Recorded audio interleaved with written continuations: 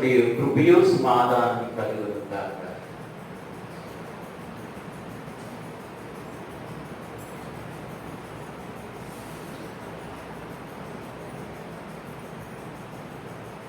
ప్రార్థన చేసుకుని వాక్య సందేశం వెళ్దాం. అందుకు యేసు నీవును వెళ్ళి అలాగూ చేయమని అతనితో చెప్పాను. అందుకు యేసు నీవును వెళ్ళి అలాగూ చేయమని అతనితో చెప్పాను.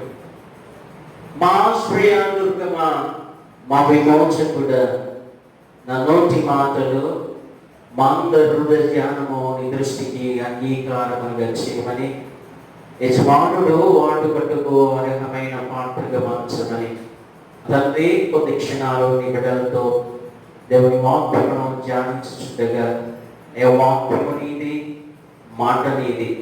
దేవ నాకంత కోరుకుంటే నీ బిడ్డలతో నీ మెల్లైన స్వరంతో మాట్లాడమని దేవా, ఏ అర్హత లేని నాకు దేవా నీ కృప చేత నన్ను రక్షించుకుని నీ అమూల్యమైన పరిశుద్ధమైన రక్తంతో కడిగి శుద్ధీకరించి అయ్యా అవున తండ్రి నీ పాదధూళిలో చిన్న రేణువును మాత్రమే నా తండ్రి అయ్యా ఇక్కడ నీవే ఉండి మీరే మహిమానందమని నీ బిడ్డలతో నీ మెల్లైన స్వరంతో మాట్లాడమని యేసు పరిశుద్ధమైన మీకు ఎంతో బతుమాలు వేడుకొచ్చున్నాం తండ్రి. ఆమేన్. మీ అందరికీ మా ప్రభువును రక్షకుడైన యేసుక్రీస్తు అతి శ్రేష్టమైన నామమున ఈ క్రితంలోని తన యూదుల్లో తన పక్కవాళ్ళ ఎవరొకడు తన మతంలో ఉన్న వాళ్ళనే పొరుగు వాళ్ళని చూస్తారు, కానీ మిగతా వారిని అంటే సమరయులు అన్యుల్ని వీరు పొరుగు వారిగా చూడరు, వారు పాపులుగా చూస్తూ ఉంటారు. అందుకనే అంటున్నాడు, అయితే నా పొరుగు వారు ఎవరు? నేను ఎవరికి పొరుగు వారిని అని అడుగుతున్నాడు. అన్నప్పుడు అప్పుడు మంచి సమయాన్ని మరి కథ ఈ ఉపమానమును తెలియచేయటం మనం చూస్తున్నాం యేసుక్రీస్తు. అందుకు యేసు నేను ఒక మనుషుడు యెరూషలేము నుండి యెరికో పట్టణమునకు దిగి వెళ్ళుచు దొంగల చేతిలో చిక్కెను. ఇక్కడ మనం చూస్తేనండి యెరూషలేము నుండి యెరికో మార్గము వృత్తాంతమును మంచి సమరయుడు సమాఖ్య పేరుతో ధ్యానిస్తున్నాము. మొదటిగా అక్కడ ప్రదేశ దృశ్యం కొంత పరిశీలన చేద్దాం. ఏంటంటే అక్కడ ప్రదేశం ఆ ప్లేస్ ఎలా ఉంటుందంటే అండి యెరూషలేము నుండి యెరికో ప్రయాణ రహదారి ఎంతో ప్రమాదకరమైన ఆ స్థలం అంటే ఏంటంటే ఎంతో ప్రమాదకరమైనది. మూత సముద్రం మట్టములకు యెరూషలేము 2300 అడుగులు ఎత్తులో ఉంటుందంటే యెరూషలేము ఏమో ఎత్తులో ఉంటుందంటే యెరూషలేము. ఇతను ఎక్కడి నుంచి వస్తున్నాడు? యెరూషలేము నుంచి దిగువ భాగము అనే గొప్ప సముద్రం దిగువ భాగానికి రోడ్డు ఎలా ఉంటుంది? ఎంతో ఇరుకైన మార్గం అంటే ఇరుకైన మార్గము, రాళ్ళు రెప్పలు. ఈ యెరూషలేము నుంచి యెరికోకి ఎలా ఉంటుంది మనకు పాపం. ఇదే యెరూషలేము ఎత్తైన ప్రదేశం ఉంటుంది ఈ ఊరు, లేదా ఈ ప్రదేశము.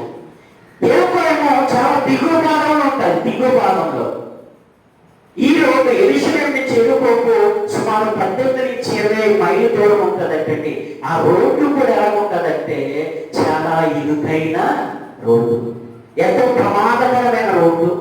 అలాగే వెంటనే మలుపులు తిరుగుతుందంటే మలుపులు తిరిగి ఉంటుందంటే కనుక ఈ ప్రదేశంలో ఎలాంటిదంటే దొంగలించడానికి చాలా సులువైన స్థలం అది. ఆ రోడ్డు ఎలాంటిదంటే బొరుపుగేవారంటే ఒక్కడంటే ఆడైపోయాడు దొంగల చేతిలో వాళ్ళు కొట్టేసి తన దగ్గర ఉన్న డబ్బులంతా కూడా లాగేస్తుంటారు. ఈ రహదారి ఆ దినములలో ఎంతో ఇరుకైనది, రాళ్ళతో కూడినది మరియు వెంటనే వచ్చే గాలి మలుపులు దొంగలకు ప్రయాణికులను దోచుకున్నట్టుకు తోడ్పడుచుండేను. ఎందుకంటే ఇరుకైన మార్గము, మలుపులు ఇవన్నీ కూడా ఎంతో కష్టతరమైన ఆ దారి అది. క్రీస్తు శకము 5వ శతాబ్దంలో జెరోమ్ అనే పండితుడు ఏమన్నాడంటే దీనికి ఈ రహదారి గురించి ఎర్రని లేదా రక్తపు దారిగా వర్ణించాడంటే జెరోమ్ అనే పండితుడు ఇది ఎర్ర ఎర్రనిది లేదా రక్తపు దారి. ఎందుకంటే అనేకులు ఈ దొంగ చేతుల్లో చనిపోయి ఉన్నారు. వాళ్ళకున్న ఆ డబ్బు సంచిన అయ్యి కూడా తీసుకుని వాళ్ళు చంపేసేవారంటే ఆ మార్గం అందరినీ కూడా. అలాగే 19వ శతాబ్దంలో కూడా స్థానిక షేకులకు క్షేమంగా ప్రయాణించుటకు ధనమును చెల్లించవలసి ఉండేది. ఎవరికి? షేకులకు. ఇదిగో నువ్వు ట్యాక్స్ మన లక్ష్యం ఇవ్వకపోతే నువ్వు దొంగల చేతులు చచ్చిపోతావు. ఒకవేళ ఎవరైనా వీళ్ళకి లక్ష్యం ఇవ్వకుండా వాళ్ళు పంపించేసినప్పుడు ఎన్నో దొంగలు పంపించేవారు ఈ షేకులు. ఈ దారిలో అంత ప్రమాదకరమైనది. అలాగే యేసుక్రీస్తు వారి కాలంలో కూడా ఏంటంటే అనేక దోపిడీ ఈ మార్గంలో హత్యలు జరిగాయంటే యేసుక్రీస్తు వారి 2000 సంవత్సరాల క్రితము ఈ ప్రదేశంలో అనేక దోపిడీలు హత్యలు జరుగుతుండేవంటే ఈ వృత్తాంతంలో ప్రయాణికుడు యెరూషలేము అనగా సమాధాన పట్టణం. యెరూషలేము ఏమంటుంది ఏంటంటే సమాధాన పట్టణం నుంచి ఎక్కడికి వెళ్ళిపోతున్నాడు? ఎదుర్కొంటే ఏంటి అర్థం? లోతైన సభ్యమైన పట్టణంకు ప్రయాణిస్తున్నాడంటే యెరూషలేము అది సమాధాన పట్టణం నుంచి ఎరుకో సభ్యమైన మార్గం వైపు వెళ్తున్నాడంటే ఈ ప్రయాణికుడు. చూడండి, మనమందరం కూడా క్రైస్తవులుగా మార్చబడి ఉన్నామంటే ఆత్మీయ స్థితిలో నువ్వు ఎదుగుతూ ఉండాలా, చల్లారిపోయి చప్పడిపోయిలా ఉండాలా? నువ్వు ప్రతిదినము ఆధ్యాత్మికంగా మనం ఎదుగుతూ ఉండాలి. కానీ మనము క్రైస్తవ విశ్వాసులు అయిన మనందరం కూడా ఆధ్యాత్మికంగా ఎదుగుతూ ఉండాలి. కానీ దినదినము మోర్మర్చిపోతుంది. దినదినము తగ్గిపోతే నీవు ఆధ్యాత్మిక స్థితిలో చనిపోయినట్టే అర్థం. క్రీస్తు నీలో జీవిస్తాడనే అర్థము. కనుక ఇక్కడ ఈ ప్రయాణికుడు యెరూషలేము సమాధాన పట్టణం నుంచి ఎరుకో లోతట్టు ప్రాంతము శపితమైన ఆ ప్రాంతం వైపు లోతట్టుగా ప్రయాణిస్తున్నాడు. యెరూషలేము పైకి ఎక్కే మార్గము, ఎరుకో దిగుడు మార్గము.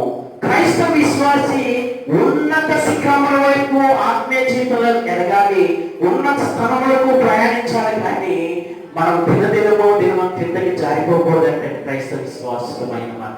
ఈ ప్రయాణికుడు ఆ సమాధాన పట్టణం నుంచి ఆ ఉన్నత శిఖరము నుంచి ఇక్కడ దిగుతూ ఉంటున్నాడు. అంటే ఆత్మీయ స్థితిలో దిగిపోతూ ఉంటున్నాడని ఇక్కడ అలుగోలికలుగా చెప్పడం జరుగుతుంది.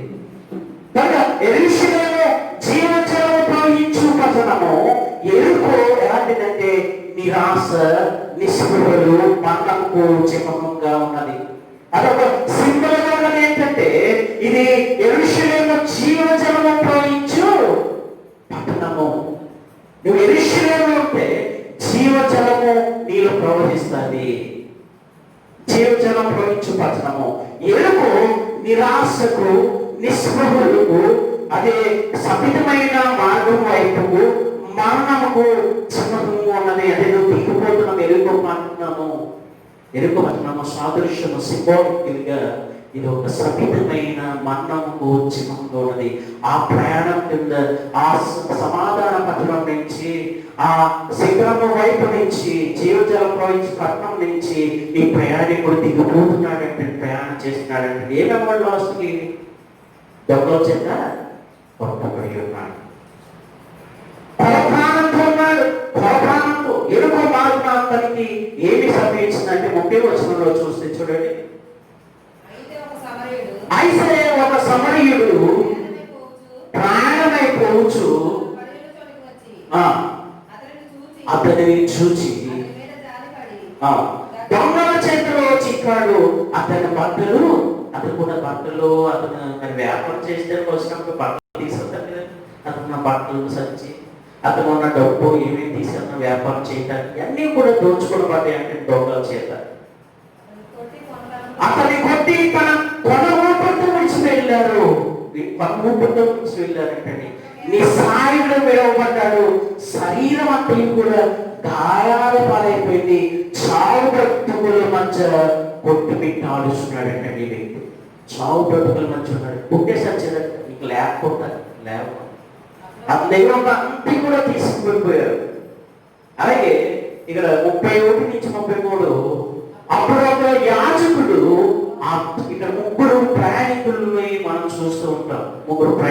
మార్గంలో ప్రయాణిస్తున్నారంటండి. ఒకరంటే ఫస్ట్లో ఒక అతను ఎవరంటే ఫస్ట్ వచ్చిన వ్యక్తి యాజకుడు. యాజకుడు ఏం పని చేస్తాడు? యాజకత్వం చేస్తాడు.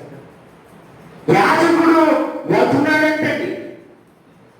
చూడండి, అప్పుడు ఒక యాజకుడు ఆ త్రోవలో వెళ్ళితే తపస్తించను, అతడు అతన్ని చూచి పక్కగా పోయాను. ఏమైనా హెల్ప్ చేశాడంటే యాజకుడు మన ధర్మశాస్త్రం కూడా తెలిసిన వ్యక్తి. ఇలాగ పొరపాటుతో ఉన్న వ్యక్తిని మనం కూడా ఒకసారి అలా చేస్తూ ఉంటాం కదే. మనకి ఎందుకు వచ్చింది, మన చేతులు మట్టనుకోకూడదు. పోలీస్ స్టేషన్కి అక్కడ రోడ్డు మీద ఎవరైనా పడి ఉంటే రక్తం కారుతుంటూ అలా ఉన్నా మనం ఎంత కఠిన రోడ్డు ఏముందో మనం ఏం చేస్తాం, వారిని మనం ఆడికి హెల్ప్ చేస్తాం. మనం సాక్షులుగా ఉండాలి. పోలీస్ స్టేషన్కి వెళ్ళాలని మనం కూడా వెళ్ళిపోతుంటాం కదా. అయితే ఇక్కడ చూడండి, అతను పక్కగా పోయాడంటే ఈ వ్యక్తి కూడా యాజకుడు కూడా పట్టించుకున్నాం, ఎవరో దొంగలు బుక్కిస్తాడని చూస్తూనే వెళ్ళిపోయాడంటే. అయితే ఎందుకు ఈ యాజకుడు ఇలా చేశాడు? ప్రభువాన్ని ధర్మశాస్త్రం అయిన వాడు ప్రభువాన్ని ప్రేమించవాలని తెలిసినే కూడా పట్టించుకోలేదు.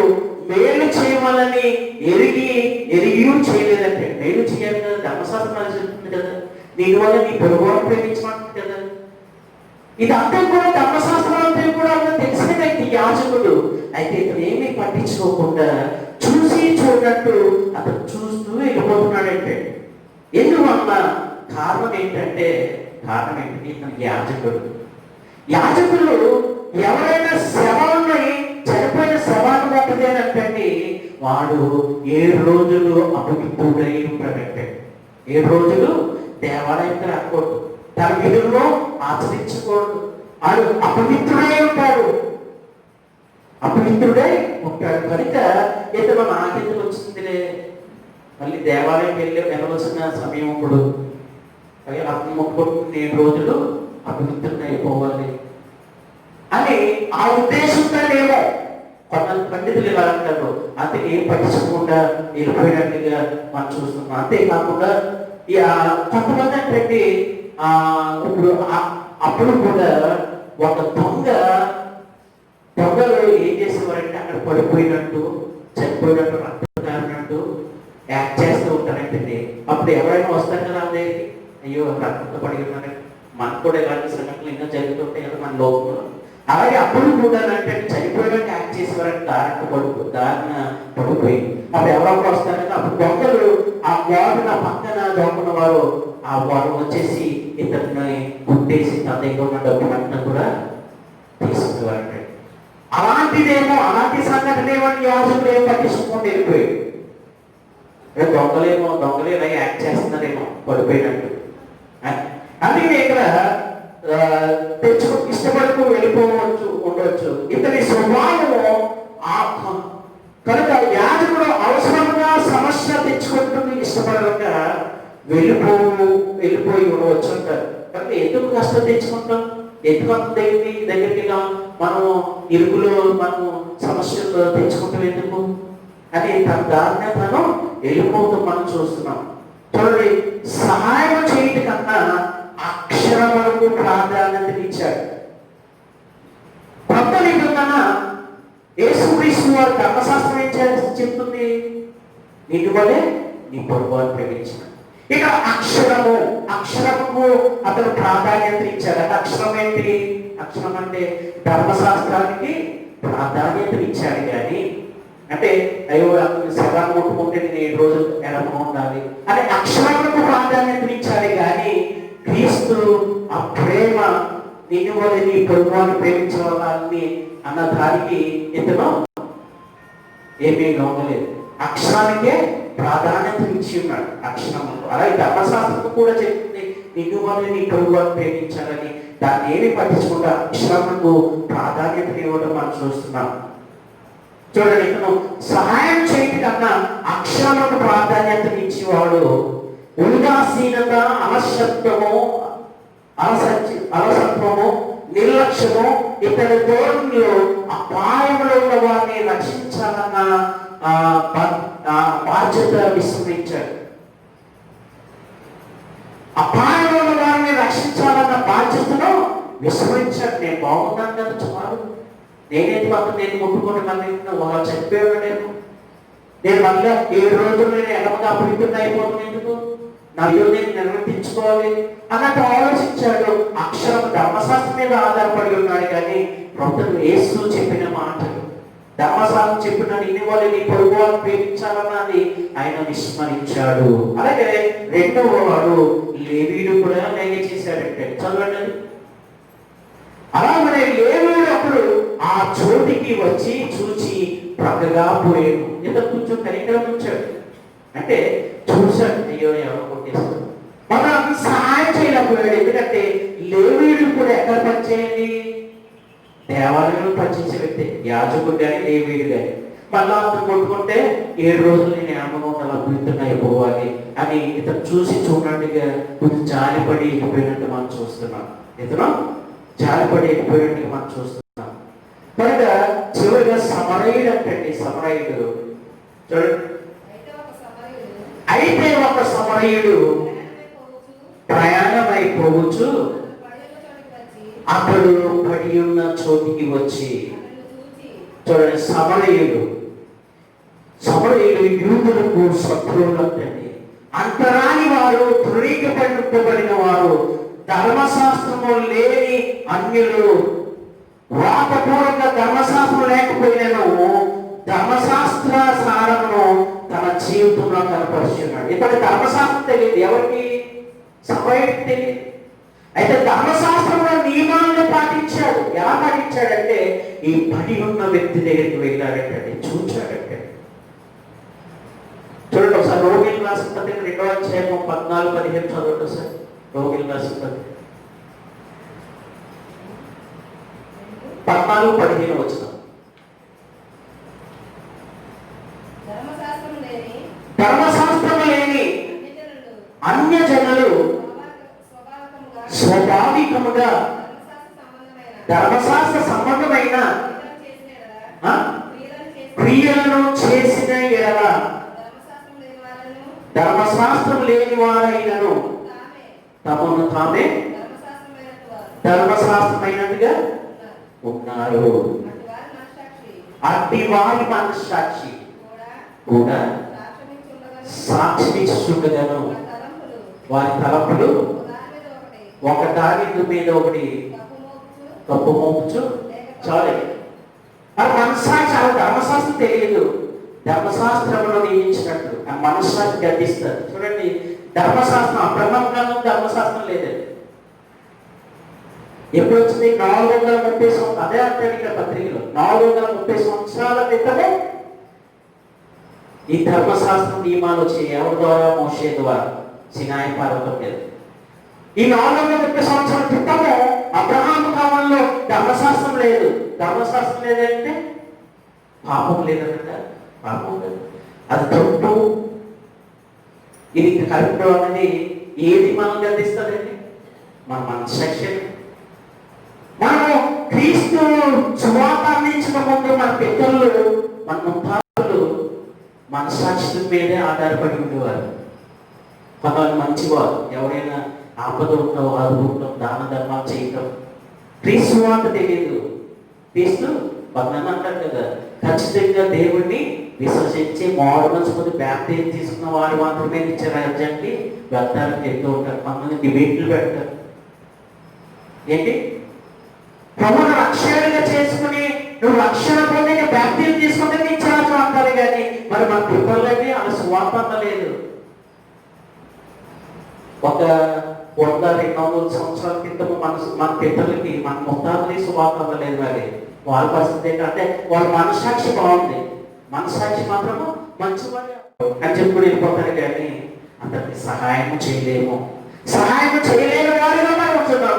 రోడ్ల మీద మన పడి ఉన్న వ్యక్తుల్ని అయ్యో పాపమని చెప్పుకొని మనం వెళ్ళిపోతున్నాం. కానీ సహాయం చేయాలంటండి. అందుకనే మదర్ తెరీసా ఒక కొటేషన్ చెప్తుంది. ఏమంటే సహాయం చేసే చేతులు నిన్నంటే. అర్థమైందండి మీకు? ప్రార్థన చేయటం కాదు, ప్రార్థన ఉండాలి, అలాగే సహాయం దాంట్లో అత్యధికంగా ఎవరైతే నీ తోటి సహోదరుడు నీ పొరుగువాడు అవసరతలో ఉన్నప్పుడు సహాయం చేయాలి, క్రియ చూపించాలి. ప్రార్థన చేస్తున్నాడని నీ గురించి అంటే సరిపోదు. అలాగే నీ ప్రార్థనతో పాటు నీకున్న కలిగినది అతనికి సహాయం చేయాలి, నీ పొరుగువాడికి. అదే నిన్ను వల్ల నీ పొరుగువాడిని ప్రేమించడం. Love your neighbour as yourself అంటే నిన్ను వల్ల నీ పొరుగువాడిని ప్రేమించడం కాదే. అంతేగాని నేను ప్రార్థన చేస్తున్నానని నీ కొరకు అంటే సరిపడడం కాదు. ప్రాముఖ్యంగా క్రియ చేయాలి, క్రియ చేయాలి, క్రియ చేయాలి, క్రియ చేయాలి. మదర్ తెరిసా అదే చేసింది. ఇక మనుషులు అతని దగ్గరకు పోయాడు, జాలిపడి పారిపోలేదు, గాయములకు కట్టాడంటండి. నూనెను ద్రాక్షారసం పోసి గాయములు కట్టాడు. అప్పుడు ప్రయాణికులు ఇలాంటి పరిస్థితులు ఉంటే కనుక వాళ్ళ దగ్గర ఫస్ట్ ఎయిడ్ కిట్ ఉంటుంది. లారీలో, బైక్లో ఫస్ట్ ఎయిడ్ అంటే దూది, దానికి కావాల్సిన ఆయింట్మెంట్ ఇవన్నీ కూడా ఫస్ట్ పట్టి కొన్ని ఇవన్నీ పెడతారు. ఎప్పుడైనా పడిపోతే సడన్గా ఫస్ట్ ఎయిడ్ చేసుకుంటారు, ప్రథమ చికిత్స చేసుకుంటారు. అలాగే అలా ప్రయాణం చేస్తున్న వారు కూడా, వ్యాపారం చేయడానికి వెళ్ళిన వారు కూడా వాళ్ళు కూడా దగ్గర పెట్టుకున్న నూనెను ద్రాక్షారసం పెట్టుకునేవారంటే ఎవరు దెబ్బతో రాసుకుంటారు. తన దగ్గర తన కొరకు ఉంచుకున్నది ఆ ద్రాక్షారసం నూనె ఎవరు పెట్టారంటే ఆ గాయాలతో పడి ఉన్న వ్యక్తికి తన దగ్గర ఉన్నది తీసి అది రాసి గాయాన్ని కట్టాడంటే. గాయం కట్టాడు. నేను ద్రాక్షారసం పోసి గాయం కట్టాడు. ప్రేమ గల వ్యక్తిగా ఈ సమరయుడు మనం చూస్తున్నాం. తన వాహనం ఆ తర్వాత గాయం కళ ఉండలేదంటే ఏం చేశాడు? తన వాహనం గాడిదో ఏదో గాడిద మీద ఎక్కించుకుని గుణం మీద ఎక్కించుకుని తన వాహనం మీద తీసుకెళ్ళాడంటే, వాహనం మీద ఎక్కించుకుని రోగిని తీసుకుని వెళ్తున్నాడు. మేలు చేతుల్లో విసుగుదలలే కనపరచలేదు. ఇతరులు భారము భరించున్నాడు. విసుగుదల చెప్పలేదు. నాకెందుకు వచ్చిందాయని మనం వదిలేదు జాలిపడి వెళ్ళిపోతున్నాం. అతను ఇతర వ్యక్తి మంచి సపైగా ఏం చేశాడంటే తన దగ్గరికి వెళ్ళి తను గాయములు కట్టి తన దగ్గర ఉన్న ఆ నూనె ద్రాక్షరసం తనకు ఉపయోగించి గాయం కొట్టి అలా వదిలేశాడనమాట. అలా వదలలేదు, విసుగుదల చెప్పలేదు. నాకెందుకు వచ్చిందని వదలలేదు. అక్కడ వదలకుండా తను వచ్చిన వాహనం మీద ఎక్కించుకుని రోగిని తీసుకువెళ్ళాడు. మేలు చేయట్లో విసుగుదల లేదు ఈ వ్యక్తికి. వాని ఇంటికి తీసుకుని వెళ్ళి తగిన ఏర్పాట్లు చేశాడు. 34 వచ్చిన చూడండి. అతను చూసి అక్కడ దొంగల చేతులు చిక్కిన వాని ఆ ముగ్గురిలో ఎవరు పొరుగువాడు ఆయనని నీకు తెలుసుకున్నదని ఈ ధర్మశాస్త్ర ఉద్దేశికుని అడిగాడు యేసుక్రీస్తు. ఈ ముగ్గురులో ఎవరెవరు వెళ్ళారు? ఈ పడిపోయిన పక్కబడిన వ్యక్తిని చూస్తూ ఫస్ట్ యాజకుడు, లేవీయుడు, సమరయుడు వెళ్ళారు కదా. ఈ ముగ్గురులో ఎవరు పొరుగువాడు ఆయన అని అడిగాడు యేసుక్రీస్తు. మరి ధర్మశాస్త్ర ఉద్దేశకుడు నీకు తెలుసున్నదని యేసు అడగగా అతడు అతని మీద జాలి పడిన వాడే అని చెప్పాడు. అతని మీద కనికరం నుంచి గాయములు కట్టి పోటుపోయిన పెట్టిన వ్యక్తే పొరుగువాడు ఆయన అన్నాడు. అతని మీద జాలి పడిన వాడే నేను. అందుకు యేసు నీవును వెళ్ళి అలాగూ చేయమని అతనితో చెప్పాను. నీవును కూడా వెళ్ళి ఎలాగే ఈ మంచి సమయం పడిపోయిన వ్యక్తిని, పొరపాటున్న వ్యక్తిని ఆడుకున్నాడు, నీవు కూడా వెళ్ళి అలాగా చేయమని చెప్పాడు. ఎందుకు ఈ ధర్మశాస్త్రోపదేశకుడు ఈ చెప్పాడండి? ఎందుకంటే ధర్మశాస్త్రోపదేశకుడు ఓన్లీ తన యూదా మతంలో ఉన్న యూదా కులస్తులు మాత్రం వాళ్ళు మాత్రమే, యూదా మతంలో ఉన్న వారు మాత్రమే పొరుగువారుగా చూస్తారు. కానీ ఈ సమరయుల్లో అన్యుల్లో వారు పాపులుగా పరిగణిస్తారు. వారిని వారి సహోదరులుగా అని వారు చూడండి. పొరుగువారిగా వారు చూడరు, పాపులుగా చూస్తారు. పాపులుగా, హీనులుగా, పాపులుగా చూస్తారు. కనుక దేవుని దృష్టిలో ఇది ఉండకూడదు. మానవులందరూ కూడా ఒకటే మతమైతం లేదు, నా దేశము నీ దేశం అని లేదు. మన తోటి సహోదరులు ఎక్కడి నుంచో వేరే దేశం నుంచి వచ్చిన వారికి మనము సహాయం చేయాలి. వాళ్ళ ఆపదలు ఉంటే మనం ఆదుకోవాలి. అది మన ఊరు కాదు కదా, మన కులం కాదు కదా, మన భాష కాదు కదా, వేరే ఎవరో మనకేం పని విశ్వాసులకి. ఎందుకంటే మనం అందరం కూడా దేవుని చేత నిర్మించబడిన వారు, సృష్టించబడిన వారు. మానవులందరూ కూడా ఒకటే అని దేవుని కనిపిస్తుంది. కనుక మీరు ఈ వ్యత్యాసం పెట్టుకోవద్దు. సమరయులు కూడా మీ సహోదరులే, నీ పొరుగు వారే. వాళ్ళ ఆపదలో ఉంటే నువ్వు ఆదుకోవాలి. కష్టంలో వారికి మీరు చేయూతనివ్వాలి. అక్షరం మీద ఆధారపడకూడదు. అందుకని అంటే గలతీ పత్రికల 19వ వచనంలో ధర్మశాస్త్రం కన్నా విశ్వాసము కృపపైన ఆధారపడాలంటే యేసు చెప్పిన మంచి ఆజ్ఞలు మనం పాటించాలి. అయితే ధర్మశాస్త్రంలో వ్యక్తమా అన్నట్టుంటారు. చూడండి, ఇక్కడ గలతీ ఇదిగా జీవించిన వాళ్ళకి ధర్మశాస్త్రం లేదన్నప్పుడు అబ్రహాం కానీ నోహా కానీ వీళ్ళందరూ యేసు వీళ్ళందరూ కూడా ధర్మశాస్త్రం లేకుండా జీవించున్నారు. అంటే ఆ మనస్సాక్షి ప్రకారం జీవించున్నారు. కనుక ధర్మశాస్త్రం ఎందుకు ఇవ్వబడింది అంటే వీళ్ళు మానవులందరూ పాపం చేస్తున్నారు. ఇది మంచి చెడు అనేది తెలియచేసేది. నువ్వు పాపం చేసినా పాపం చేయలేదని ఏది తెలియజేస్తుంది? ధర్మశాస్త్రం మనకు చూపిస్తుంది. అదే ధర్మశాస్త్రం ఇవ్వబడింది. అతిక్రమం బట్టి ఇవ్వబడింది. పాపము ధర్మశాస్త్రమే లేకపోతే పాపమే ఉండేది కాదు.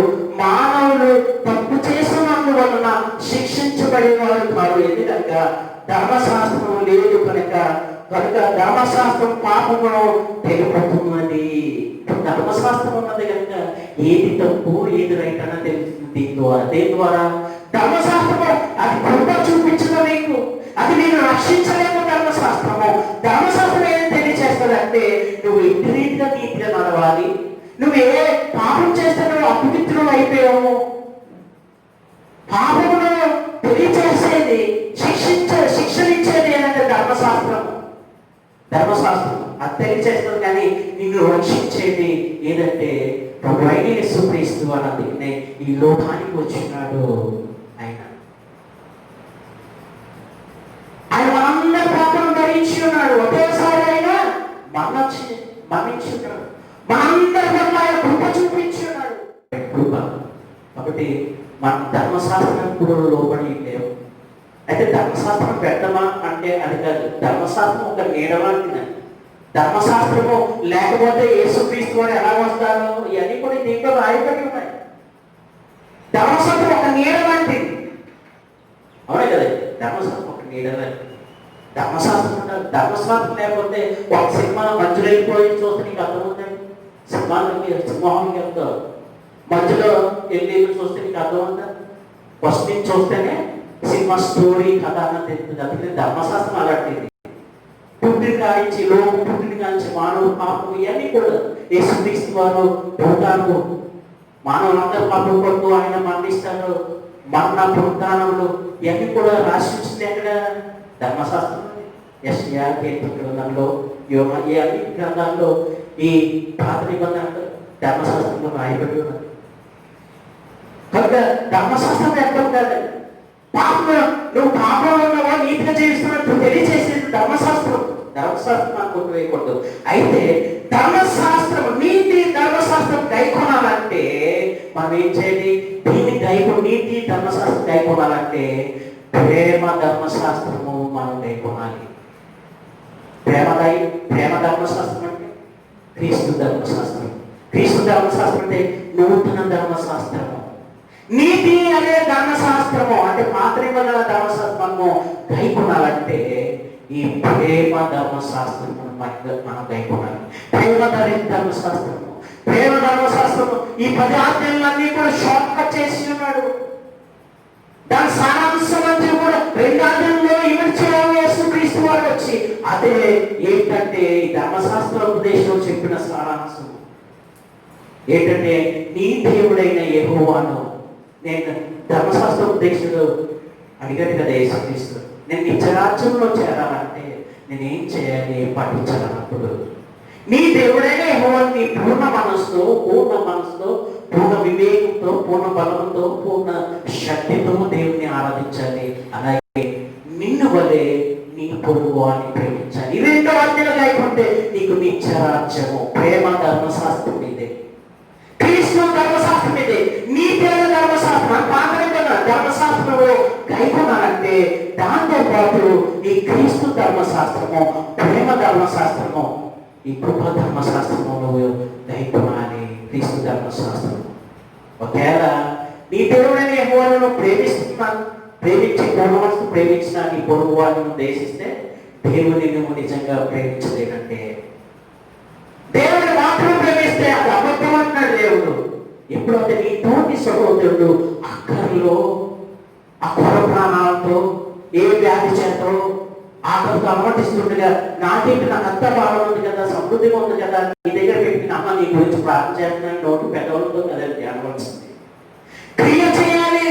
నీ దగ్గర ఉన్న ప్రార్థన అనుభవానికి నువ్వు ప్రార్థన చేసి క్రియ కూడా చేయాలి. నీకున్నది వారితో పంచుకోవాలి. ఎవరైతే మరి పరమానంతో వ్యాధితో అనుభవిస్తున్నప్పుడు ఆ బాధ నీ బాధగా చేసుకోవాలంటే, ఈ మంచి ఇశ్రాయేలు చూసినట్టు ఆ పరమానంతో ఉన్న వ్యక్తి తన బాధగా చేసుకుని తనకు సహాయం చేస్తున్నాడు.